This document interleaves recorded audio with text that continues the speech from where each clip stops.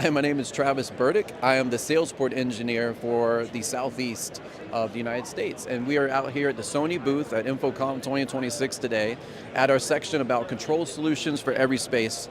What we're demonstrating here is just all the various control options you have with Sony products. We try to make integration as easy as possible.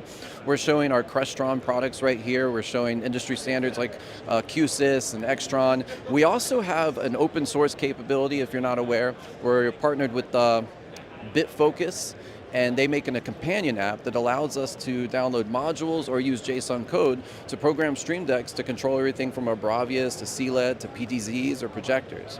So we're showing that here. We're also showing everything from using the iPad and taking advantage of shortcuts to create shortcuts to control PTZ cameras, even the change the input on the bRAVia Pro display. And we've even got a remote app that you can download to your cell phone to control the bRAVia as well. On the wall here, we've got our SRG A40, our BRC AM7, and our FR7 as well that we have tied into this system. And it's just a variety of things just to show off exactly all the control options that you have with Sony. Thank you so much.